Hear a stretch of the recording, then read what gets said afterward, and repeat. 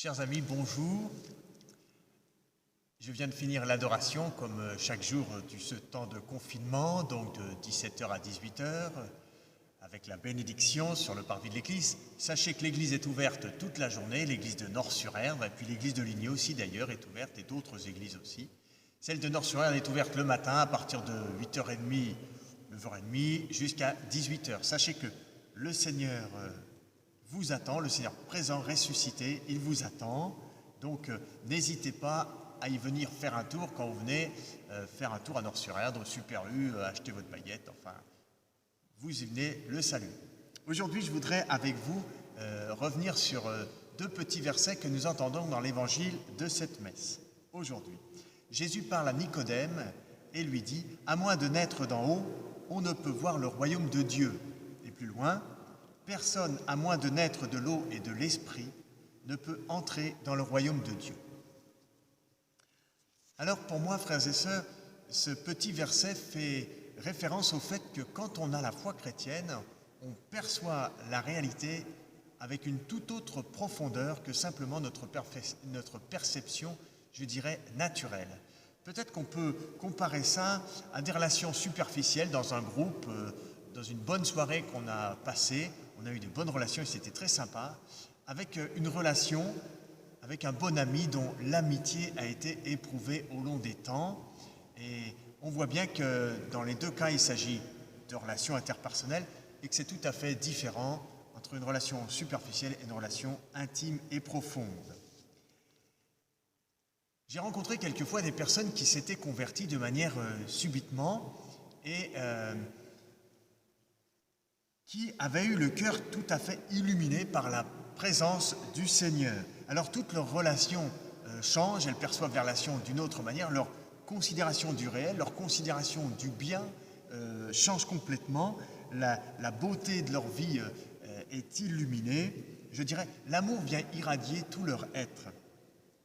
Alors cette manière de se convertir brutalement, deux petites remarques. La première remarque, c'est que une fois, j'ai eu un petit enseignement sur ce qu'on appelle la peak experience. L'expérience peak qui fait que quelqu'un, tout d'un coup, se convertit. Alors, c'est les psychologues qui étudient d'un point de vue psychologique qu'est-ce qui se passe dans la psychologie d'une telle personne. Et puis, ils arrangent les différents éléments. Et ça peut être assez intéressant de voir comment on peut comprendre la pénétration de la foi surnaturelle dans un esprit psychologique naturel. Premier élément.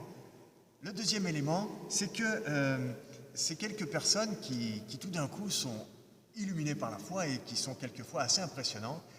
Si on les fréquente un petit peu, si on regarde un petit peu leur vie, on peut voir que leur foi et leur perception de la présence de Dieu dans le monde n'est pas tellement différente, d'une certaine manière, sous un certain angle, de la perception que peuvent avoir des vieux chrétiens, des chrétiens éprouvés dans leur foi, qui, après bien des années, sans avoir eu de révélation brusque de la présence de Dieu dans l'existence, ont quand même, à leur manière, cette conscience de la présence de Dieu.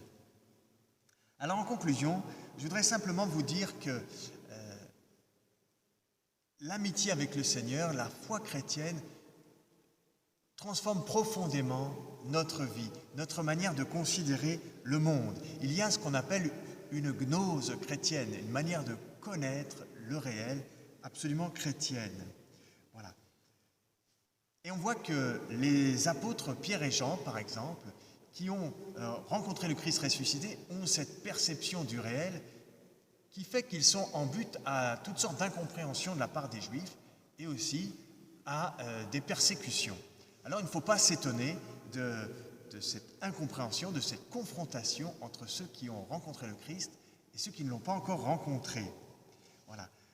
Encore une fois, tout au long des actes des apôtres, on voit comment ces nouveaux chrétiens, ces nouveaux convertis, à travers un monde qui va vers sa ruine, comme on peut le lire à d'autres endroits, découvrent le royaume de Dieu qui est en train de se construire et de se bâtir. Voilà. Alors nous pouvons demander à ces grands chrétiens d'intercéder pour nous, Saint Pierre et Saint Jean, puis tous les autres, et puis tous ceux qui nous ont précédés, intercéder pour nous pour que nous aussi, à travers notre monde qui va vers sa ruine à bien des endroits, nous puissions avoir la joie d'avoir cette perception du royaume des cieux dont parle Jésus déjà dans les 3 premiers chapitres de Saint Jean, et que nous puissions le voir émerger au milieu de notre monde. Ce sera notre joie, la lumière de Pâques, la lumière de notre foi.